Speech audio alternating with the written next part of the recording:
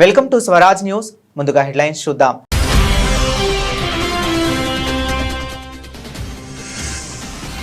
రొయ్యల కోసం భారత్, ఎలక్ట్రిక్ వాహనాల కోసం అమెరికా పట్టు. ఖరారైన భారత్ అమెరికా వాణిజ్య ఒప్పందం.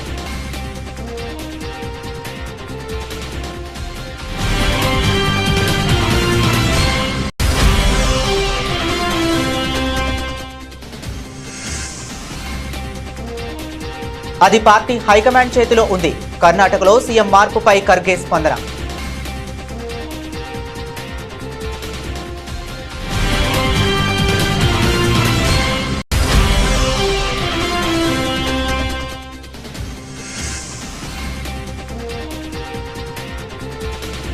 ఉత్తరాద్రి రాష్ట్రాలకు ముంచెత్తుతున్న భారీ వర్షాలు. హిమాచల్కు రెడ్ అలర్ట్.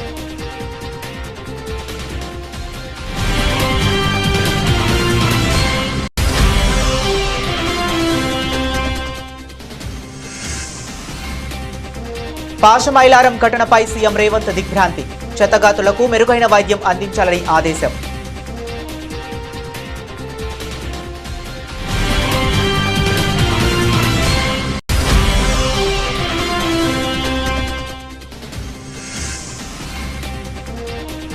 అమరావతిలో quantum park, AP tech hub గా తీర్చిదిద్దుతామన్న సీఎం చంద్రబాబు.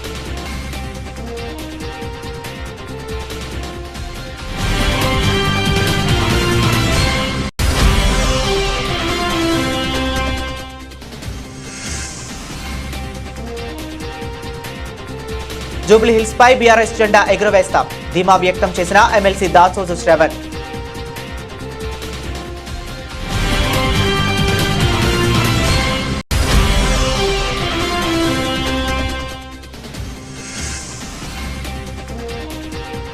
తిరుమలకు పోటెత్తిన భక్తులు.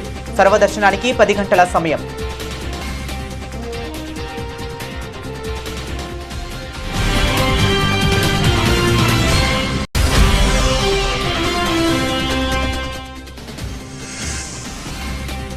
జవహర్ నగర్ లో ఇళ్ల కూల్చివేతలపై ఎంపీ ఈటెల రాజేందర్ ఆగ్రహం. రేవంత్ రెడ్డి ప్రభుత్వం పేదల జీవితాలతో ఆడుకుంటుందని తీవ్ర విమర్శలు.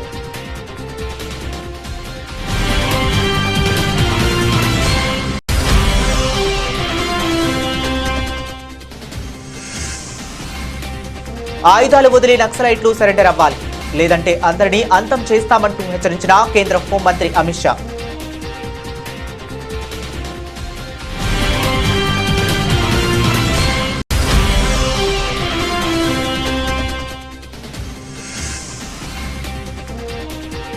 నష్టాలతో దేశీయ సూచీలు ప్రారంభం. ప్రస్తుతం నష్టాల్లో కొనసాగుతున్న సెన్సెక్స్, నిఫ్టీ.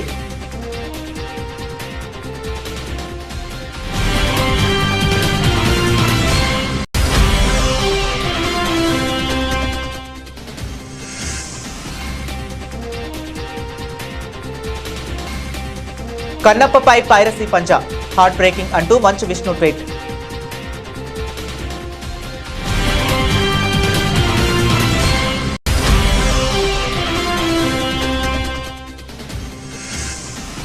ఇంగ్లాండ్తో తొలి టెస్టులో భారత్ ఓటమిపై స్పందించిన మాజీ కోచ్ గ్రెగ్ చావెల్ ఫీల్డింగ్ కాదు, బౌలింగ్ వైఫల్యమే ఓటమికి అసలు కారణమని విశ్లేషణ.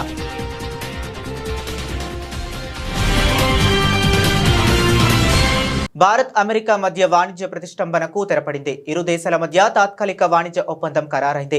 అమెరికా అధ్యక్షుడు ట్రంప్ విధించిన గడువుకు ఒక్కరోజు ముందే, అంటే జూలై 8న దీనిపై అధికారిక ప్రకటన వెలువడే అవకాశం ఉందని విశ్వసనీయ వర్గాలు వెల్లడించాయి. ఈ ఒప్పందాన్ని ఖరారు చేసేందుకు భారత వాణిజ్య శాఖ ప్రత్యేక కార్యదర్శి రాజేష్ అగర్వాల్ నేతృత్వంలోని ఉన్నత స్థాయి బృందం కొంతకాలంగా వాషింగ్టన్లో చర్చలు జరుపుతుంది. ఇరుపక్షాలు అన్ని షరతులకు అంగీకరించడంతో చర్చలు ఫలప్రదమయ్యాయని తెలుస్తుంది. ప్రపంచ దేశాలపై ప్రతీకార సుంకాలను విధిస్తామని ట్రంప్ ప్రకటించిన గడువు జూలై 9తో ముగియనుంది. ఈ నేపథ్యంలో ఈ ఒప్పందం ప్రాధాన్యం సంతరించుకుంది.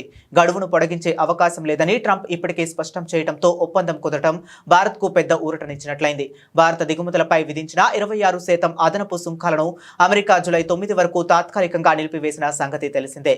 ఈ అదనపు సుంకాల నుంచి పూర్తిగా మినహాయింపు పొందాలని భారత్ బలంగా వాదిస్తుంది.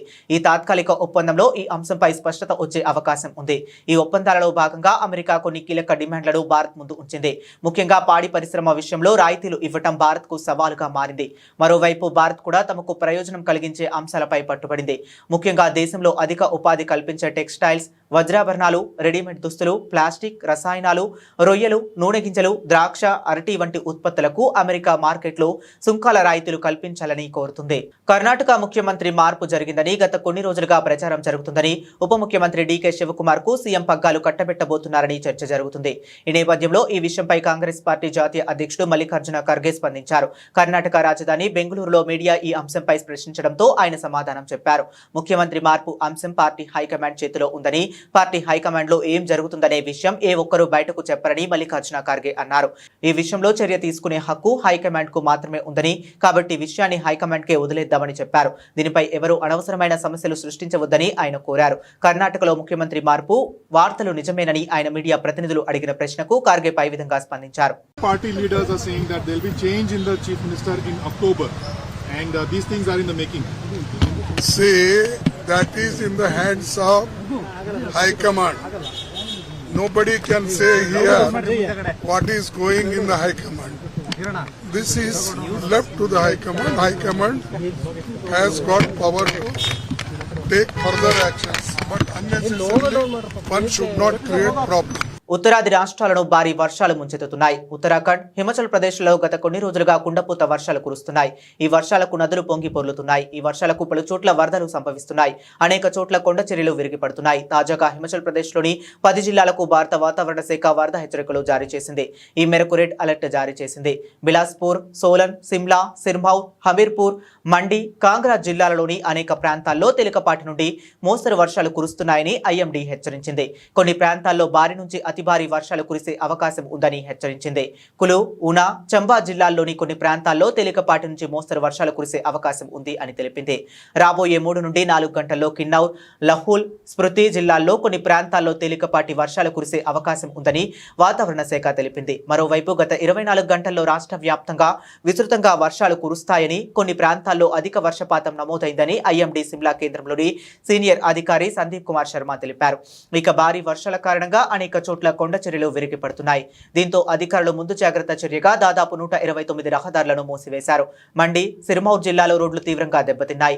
సొలాన్లో ఓ వంతెన కొట్టుకుపోయింది. రెడ్ అలర్ట్ నేపథ్యంలో పలు జిల్లాల్లో పాఠశాలలకు అధికారులు నేడు సెలవు ప్రకటించారు. సంగారెడ్డి జిల్లాలో తీవ్ర విషాదం చోటు చేసుకుంది. పాషమైలారం పారిశ్రామిక వాడలో సిగాచి రసాయన పరిశ్రమలో సోమవారం ఘోర ప్రమాదం జరిగింది. పరిశ్రమలోని రియాక్టర్ ఒక్కసారిగా భారీ శబ్దంతో పేలిపోవడంతో 8 మంది కార్మికులు ప్రాణాలు కోల్పోయారు. ఈ ఘటనపై సీఎం రేవంత్ రెడ్డి తీవ్ర దిగ్భ్రాంతి వ్యక్తం చేశారు. వివరాల్లోకి వెళితే పాసమైసారం సిగాచి పరిశ్రమలో రియాక్టర్ పేలడంతో పెద్ద ఎత్తున మంటలు ఎగిసిపడ్డాయి. పేలుడు తీవ్రత ఎంత భారీగా ఉందంటే ప్రమాద సమయంలో పనిచేస్తున్న కార్మికులు సుమారు 100 మీటర్ల దూరం ఎగిరిపడ్డారు. ఈ పెను విపస్ఫోటనానికి ఉత్పత్తి విభాగం ఉన్న భవనం పూర్తిగా కుప్పకూలిపోయింది. సమీపంలోని మరో భవనానికి కూడా బీటలు వారాయి. ప్రమాదం జరిగిన వెంటనే ఆ ప్రాంతమంతా దట్టమైన పొగ అలుముకొని భయానక వాతావరణం నెలకొంది. పాషమైలారం పేలుడు ఘటనపై సీఎం రేవంత్ రెడ్డి తీవ్ర విచారం వ్యక్తం చేశారు. ప్రమాదం గురించి తెలిసిన వెంటనే ఆయన ఉన్నతాధికారులతో మాట్లాడారు. శిథిలాల కింద చిక్కుకున్న కార్మికులను కాపాడేందుకు అవసరమైన అన్ని సహాయక చర్యలను తక్షణమే చేపట్టాలని ఆదేశించారు. గాయపడిన వారికి సాధ్యమైనంత మెరుగైన వైద్య సేవలు అందించాలని ఆయన ఆదేశాలు జారీ చేశారు. సీఎం ఆదేశాల మేరకు అధికారులు సహాయక చర్యలను ముమ్మరం చేశారు. ప్రమాదానికి గల కారణాలపై దర్యాప్తు చేస్తున్నారు. రాజధాని అమరావతిని అధునాతన సాంకేతిక కేంద్రంగా తీర్చిదిద్దే దిశగా ఏపీలోని కూటమి ప్రభుత్వం కీలక అడుగులు వేసింది. భవిష్యత్ టెక్నాలజీగా భావిస్తున్న క్వాంటం కంప్యూటింగ్ రంగంలో ఏపీని అగ్రగామిగా నిలపాలనే లక్ష్యంతో అమరావతిలో క్వాంటం పార్కును ఏర్పాటు చేయనున్నట్లు సీఎం చంద్రబాబు ప్రకటించారు. ప్రభుత్వంతో కలిసి ఈ బృహత్తర ప్రాజెక్టులో పాలు పంచుకునేందుకు టీసీఎస్, ఐబీఎం, ఎల్&టీ వంటి దిగ్గజ సంస్థలు ముందుకు రావడం విశేషం. విజయవాడలోని ఓ హోటల్లో రాష్ట్ర ప్రభుత్వం సోమవారం క్వాంటం వ్యాలీ అనే అంశంపై జాతీయ స్థాయి వర్క్ షాప్లు నిర్వహించింది.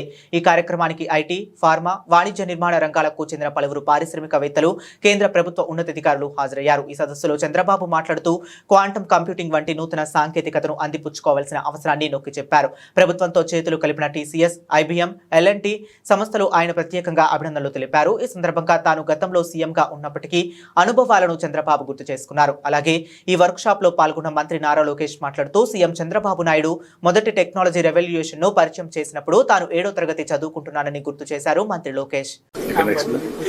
So we are actually building components and hardware that can manipulate and measure light. And this is very important because we have a big problem in India. Is all the whatever you see here, all of this is coming mostly from outside. What we are doing is basic components from the detectors, the wires and the optics. We are building here within India, which will make us a sovereign capability in quantum. So if you see, the whole ecosystem will probably be a partner or a customer for us someday. So this is Cornerstone. As on today, with all these things, how much we are able to import? What is the I'll percentage? tell you. In quantum computing, the import component is almost 80%, 70 to 80%. In quantum communication, the single photon detector and the photon source, right now it is imported, but we are almost like 7 to 8 labs have come to a very high level. So now we need a manufacturing capability. Once that is done, it's like 95% we will be using. But in computing, it will take a little bit more time, because in quantum computing, people are still not convinced that the cryogenic is the right way to go, like this what you saw millikelvin, because people are working on photonic qubits now. Once that becomes a reality, actually it will work at room temperature, except the detector which will be at liquid helium. And for the sensors or NV center, the diamond itself, That is being imported, which can also be done. So Surat people have started doing, because you know Surat we have this diamond industry. So they have, for them this business is too little. So their other usage is much more. So there is a Heavy. commercial challenge. Yeah. So- Very interesting challenges, but we have to break through. So we will have to give probably gap funding. Viability gap funding you have to give and then make it viable. Viable. Commercially. So that is where I think, so in that you will be surprised, the seed to grow a diamond is important. So actually in the last meeting with PM, in another meeting, he gave a challenge. He said, launch something on making the seeds for the diamond, which looks so easy, but it's not easy. I don't know how he knows it. That's amazing. Then when I spoke about cell phone, everybody echoed me political opposition. Cell phone can give food or shelter or water, what you are talking, why you are doing all these things, who wants this, like that. Today, after 25 years, wife can live without husband, husband can live without wife, both cannot live without cell phone.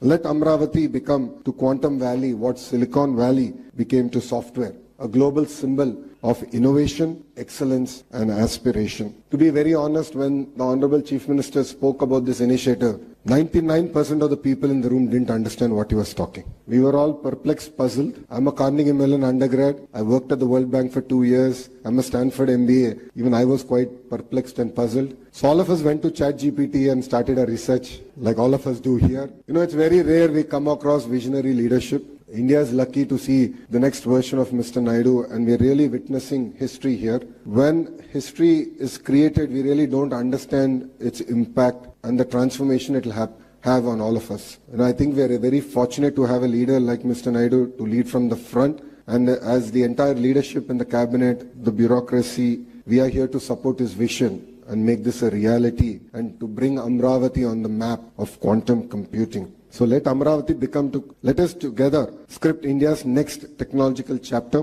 quantum by design and quantum by resolve. I'd like to thank every one of you for giving me this wonderful opportunity, and I'd like to thank the Honorable Chief Minister for making me part of his journey of creating history. Honestly, I don't know who the IT Minister was in 95. I should check back and jog my memory. But honestly, being an IT Minister in his cabinet this time around, I think the kind of energy, excitement that he's been able to create. And I'd like to thank the entire national leadership here for their support in this journey. Thank you very much and జై హింద్. ఉప ఎన్నికల్లో జూబ్లీహిల్స్ నియోజకవర్గంపై గులాబీ జెండా ఎగరవేస్తామని MLC Dasoju Shravan అన్నారు.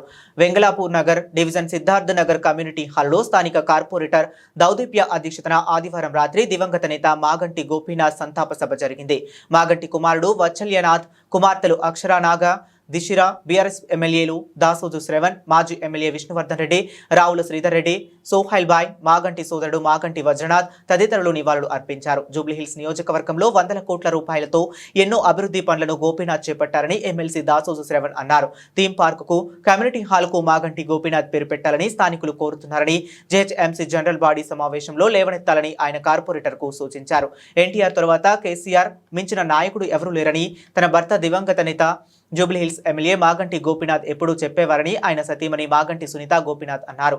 ఈ కార్యక్రమంలో Dinesh Chowdary, Vairavi, Venugopal, Pawan Mudiraj, colony అధ్యక్షులు విజయ్ కుమార్, కోడే సాంబశివరావు, బీఆర్ఎస్ నాయకులు పాల్గొన్నారు. తిరుమలలో భక్తుల రద్దీ పెరిగింది. వివిధ ప్రాంతాల నుంచి వచ్చిన భక్తులతో 10 కంపార్ట్మెంట్లు నిండిపోయాయి. టోకెన్ల గల భక్తులకు 10 గంటల్లో సర్వదర్శనం కలుగుతుందని టీటీడీ అధికారులు వెల్లడించారు. నిన్న స్వామివారికి 88,497 మంది భక్తులు స్వామివారిని దర్శించుకోగా 19,054 మంది తలనీలాలు సమర్పించుకున్నారు. భక్తులు సమర్పించుకున్న కానుకల వల్ల శ్రీవారి హుండీకి 4.34 కోట్ల ఆదాయం వచ్చిందని తెలిపారు. చెన్నైకు చెందిన TVS capital funds private limited సంస్థ టీటీడీ వెంకటేశ్వర విద్యాదాన ట్రస్ట్ కు 51 లక్షల విరాళం అందించింది. ఈ విరాళం చెక్కును సంస్థ chairman, managing director Gopala Srinivasan తిరుమలలోని టీటీడీ అదనపు ఈవో సిహెచ్ వెంకయ్య చౌదరికి ఆయన క్యాంపు కార్యాలయంలో అందజేశారు. నగరంలో హైడ్రా పేరుతో ప్రభుత్వం చేపడుతున్న ఇళ్ల కూల్చివేతలు తీవ్ర రాజకీయ దుమారం రేపుతున్నాయి. ఈ కూల్చివేతలపై మల్కాజ్గిరి ఎంపీ బీజేపీ నేత ఈటెల రాజేందర్ ఈ రోజు రేవంత్ రెడ్డి ప్రభుత్వంపై తీవ్ర స్థాయిలో విరుచుకుపడ్డారు. జవహర్ నగర్ లో పర్యటించిన ఆయన పేద ప్రజల ఇళ్లను కూల్చివేయడంపై తీవ్ర ఆగ్రహం వ్యక్తం చేశారు. ప్రభుత్వ తీరును నిరసిస్తూ ఘాటైన వ్యాఖ్యలు చేశారు. జవహర్ నగర్ లో బాధితులతో మాట్లాడిన అనంతరం ఈటెల మీడియాతో మాట్లాడుతూ 30-60 గజాల స్థలంలో ఇల్లు కట్టుకునేవాడు ధనవంతుడా లేక నిరుపేదవాడా ప్రభుత్వానికి కనిపించడం లేదా అని ప్రశ్నించారు. చిన్న స్థలాల్లో గూడు కట్టుకుంటున్న వారిపై మీ ప్రతాపం చూపించడం సిగ్గుచేటు. మూర్ఖులారా, మీకు కళ్ళు కనబడటం లేదా అంటూ ప్రభుత్వంపై మండిపడ్డారు. పేదల బ్రతుకుల్లో మట్టి కొట్టడం ద్వారా ప్రభుత్వానికి ఏం లభిస్తుందని ఆయన నిలదీశారు. ఈ సందర్భంగా కాంగ్రెస్ నేతలపై ఈటెల సంచలన ఆరోపణలు చేశారు. బంజారా హిల్స్ వంటి ఖరీదైన ప్రాంతాల్లో ఎకరాకు 50 కోట్ల నుండి 100 కోట్ల విలువ చేసే భూములను కాంగ్రెస్ నాయకులు కబ్జా చేశారని ఆయన ఆరోపించారు. ఆ అక్రమ కట్టడాలను, కబ్జాలను క్రమబద్ధీకరించేందుకు జీవో నెంబర్ 58, 59 తీసుకొచ్చారని ఆయన ధ్వజమెత్తారు. ఒకవైపు బడా నేతల కబ్జాలను కాపాడుతూ మరోవైపు పూరి గుడిసెలను కూల్చడం ఎంతవరకు సమంజసమని ప్రశ్నించారు. నేను అడుగుతా ఉన్నా, 30 గజాలలో 60 గజాలలో ఇల్లు కట్టుకుంటోడు ఉన్నోడా లేనోడా? మూర్ఖుల్లారా, కనబడతలే అని చెప్పి అడుగుతున్నా. ఇంత మా ప్రభాకర్ ఒక మాట చెప్పిండు, బంజారా హిల్స్లో ఒక్కొక్క ఎకరం 50 కోట్లు, 60 కోట్లు, 100 కోట్లు గా భూములని నీ పార్టీ నాయకులు, డబ్బున్నోళ్ళు, కలిగినోళ్ళు, ఇవాళ అధికారంలో ఉన్నోళ్ళు ఆక్రమించుకుంటే దాన్ని రెగ్యులరైజ్ చేయడానికి ఇంతకుముందు చెప్పినట్టుగా జీవో నెంబర్ 58, జీవో నెంబర్ 59లో వన్ ల్యాండ్ 6 ఎకరాలు ఉంటుంది. కానీ 20 మంది పేరిట, 30 మంది పేరిట చిన్న చిన్న బిట్లుగా చేసి వారికి రిజిస్ట్రేషన్ చేసావు కదా కొడుక. ఇవాళ ఈ 30 గజాలని 60 గజాలని ఇల్లు కొలగొట్టి వాళ్ళ బతుకులలో మట్టి కొడితే నీకు ఏమాత్రం న్యాయం అవుతుందా నా కొడుక? వాళ్ళ కన్నీళ్ళు, వాళ్ళ ఉసురు తగలదారా నా కొడుక అని చెప్పి అడుగుతా ఉన్నాయి. నక్సలైట్లు తక్షణమే హింసను వీడి లొంగిపోవాలని, జనజీవన స్రవంతిలో రావాలని కేంద్ర హోంశాఖ మంత్రి అమిత్ షా పిలుపునిచ్చారు. ఆదివాసీలు, ఇతర వర్గాలపై నక్సల్స్ హత్యాకాండకు పాల్పడుతున్నారని, ఆయుధాలు వదిలేసేంత వరకు వారితో చర్చలు ఉండబోవని స్పష్టం చేశారు. లొంగిపోతే పునరావాసం కల్పిస్తామన్నారు. దేశవ్యాప్తంగా ఇప్పటి వరకు 10,000 మంది నక్సలైట్లు లొంగిపోయారని వెల్లడించారు. 2026 మార్చిలోపు దేశంలో నక్సలిజం లేకుండా చేస్తామని ప్రకటించారు. నక్సలైట్లకు మద్దతుగా మాట్లాడేవారు బాధిత కుటుంబాల పరిస్థితిని తెలుసుకోవాలని హితవు పలికారు. గిరిజన బిడ్డలను, పోలీసులను చంపినప్పుడు వారి తరపున ఎవరూ మాట్లాడలేదని, కానీ ఇప్పుడు చర్చల కోసం చాలా మంది పిలుపునిస్తున్నారని దుయ్యబట్టారు. సీఎం రేవంత్ రెడ్డి తెలంగాణను నక్సలైట్ల అడ్డాగా మార్చవద్దని సూచించారు. ఆపరేషన్ సింధూర్తో పాకిస్తాన్ కు గట్టిగా బుద్ధి చెప్తామని అమిత్ షా తెలిపారు. అయితే పాకిస్తాన్ మాట రాహుల్ గాంధీ నోట వినిపిస్తుందని విమర్శించారు. मुझे बताओ निजामाबाद वालों, ये नक्सलवादियों को समाप्त करना चाहिए या नहीं करना चाहिए? जोर से बोलो, करना चाहिए या नहीं करना चाहिए? ये तेलंगाना कांग्रेस पार्टी के अध्यक्ष कहते हैं कि इनको शरण में लाओ। कौन ना बोल रहा है भाई? जिसको सरेंडर करना है करे। मैं इस मंच पर से कहता हूं, सारे लोग हथियार छोड़ दो और सरेंडर करो, मगर सरेंडर नहीं करेंगे तो हमने तय किया है 31 मार्च 2026 के पहले इस देश से नक्सलवाद को हम समाप्त कर देंगे, समाप्त। వరుసగా 3 రోజుల లాభాలు ఆర్జించిన దేశీయ స్టాక్ మార్కెట్లు ఈ వారాన్ని నష్టాలతో ప్రారంభించాయి. దేశీయ సూచీలు 9 నెలల గరిష్టానికి చేరడంతో పలుమార్లు లాభాల స్వీకరణకు దిగారు. మొదట ఫ్లాట్ గా మొదలైన సూచీలు ఆ తర్వాత నష్టాల బాట పట్టాయి. ఆసియా, పసిఫిక్ ప్రధాన మార్కెట్లు అన్ని సానుకూలంగానే కదలాడుతున్నాయి. దేశీయ సూచీల నష్టాలకు లాభాల స్వీకరణ మాత్రమే కారణంగా కనిపిస్తుంది. దీంతో ప్రస్తుతం సెన్సెక్స్, నిఫ్టీ నష్టాల్లో కొనసాగుతున్నాయి. గత శుక్రవారం ముగింపు 84,058తో పోల్చుకుంటే సోమవారం ఉదయం ఫ్లాట్ గా మొదలైన సెన్సెక్స్ ఆ తర్వాత వెంటనే నష్టాల్లోకి కూరుకుపోయింది. టెలికాం రంగాలు ప్రధానంగా నష్టాల్లో కొనసాగుతున్నాయి. ప్రస్తుతం ఉదయం 10 గంటల సమయంలో సెన్సెక్స్ 221 పాయింట్ల నష్టంతో 83,837 వద్ద కొనసాగుతుంది. మరోవైపు నిఫ్టీ కూడా సెన్సెక్స్ బాటలోనే సాగుతుంది. ప్రస్తుతానికి 58 పాయింట్ల లాభంతో 25,578 వద్ద కొనసాగుతుంది. సెన్సెక్స్ లో bank of Baroda, Hindustan copper, Canara bank, Aurobindo pharma, federal bank పేర్లు లాభాల్లో ఉన్నాయి.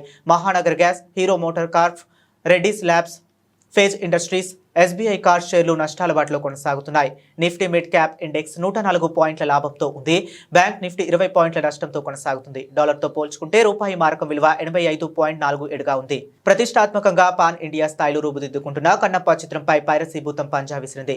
ఈ చిత్రానికి సంబంధించిన వేలాది పైరసీ లింకులు ఆన్లైన్లో ప్రత్యక్షం కావడం తీవ్ర ఆందోళన కలిగిస్తుంది.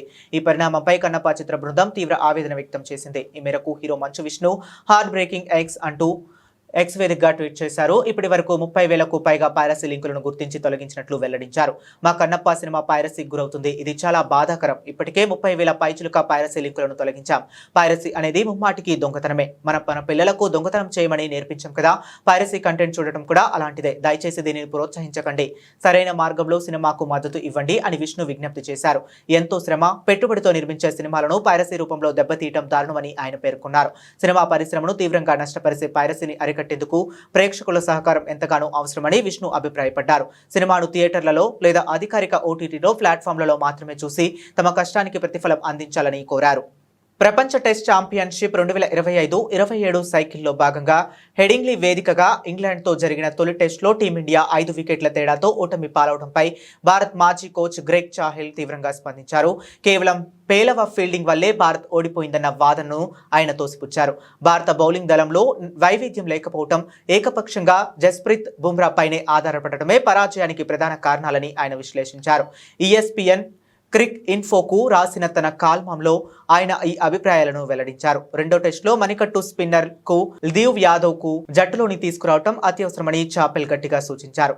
షేన్ వార్న్ తర్వాత బహుశా అత్యుత్తమ మణికట్టు స్పిన్నర్ కుల్దీప్ యాదవ్ అని అభివర్ణించిన ఆయన కుల్దీప్ ను చేర్చడం ద్వారా భారత్ బౌలింగ్ యూనిట్ లో వైవిధ్యం పెరుగుతుందని అన్నారు. బౌలింగ్ మార్పు జరిగినప్పుడు వికెట్లు ఎందుకు పడతాయంటే దానికి ఓ కారణం ఉంది. అది బ్యాటర్ ను తిరిగి తమ వ్యూహాన్ని మార్చుకునేలా చేస్తుంది.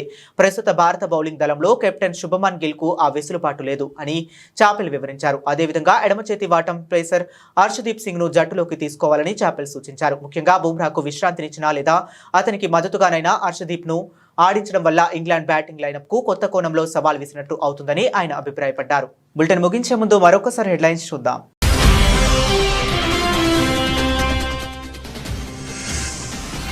రొయ్యల కోసం భారత్, ఎలక్ట్రిక్ వాహనాల కోసం అమెరికా పట్టు. ఖరారైన భారత్ అమెరికా వాణిజ్య ఒప్పందం.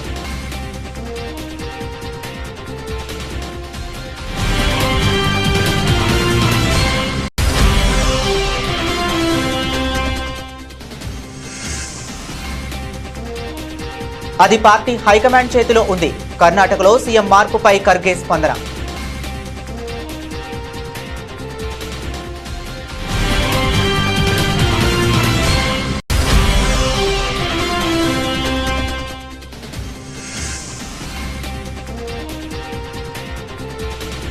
ఉత్తరాద్రి రాష్ట్రాలకు ముంచెత్తుతున్న భారీ వర్షాలు. హిమాచల్కు రెడ్ అలర్ట్.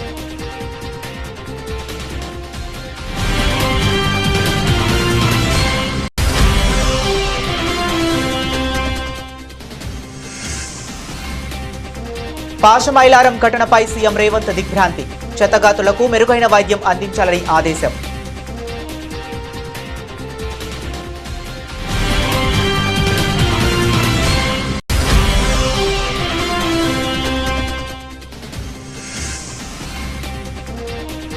అమరావతిలో క్వాంటమ్ పార్క్, ఏపీని టెక్ హబ్ గా తీర్చిదిద్దుతామన్న సీఎం చంద్రబాబు.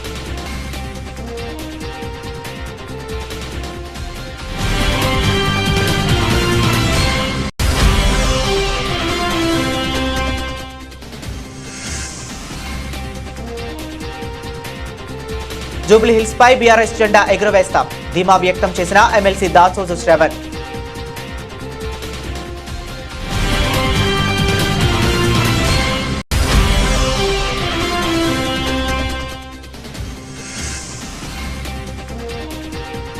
తిరుమలకు పోటెత్తిన భక్తులు సర్వదర్శనానికి 10 గంటల సమయం.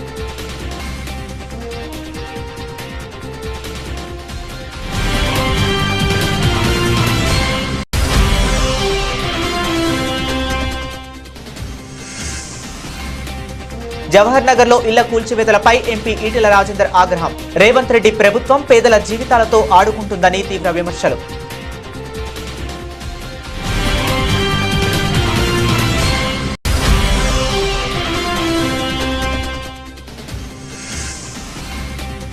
ఆయుధాలు వదిలి నక్సలైట్లు సరెండర్ అవ్వాలి లేదంటే అందరినీ అంతం చేస్తామంటూ హెచ్చరించిన కేంద్ర హోంమంత్రి అమిత్ షా.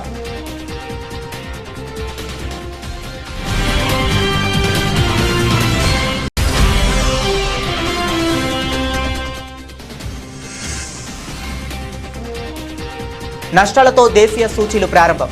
ప్రస్తుతం నష్టాల్లో కొనసాగుతున్న సెన్సెక్స్, నిఫ్టీ.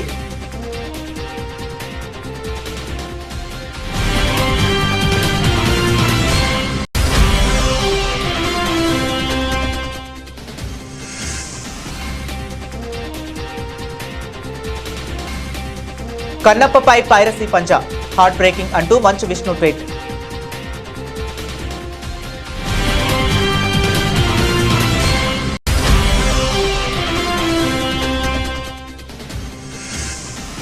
ఇంగ్లాండ్తో తొలి టెస్టులో భారత్ ఓటమిపై స్పందించిన మాజీ కోచ్ గ్రెగ్ చావెల్ ఫీల్డింగ్ కాదు బౌలింగ్ వైఫల్యమే ఓటమికి అసలు కారణమని విశ్లేషణ.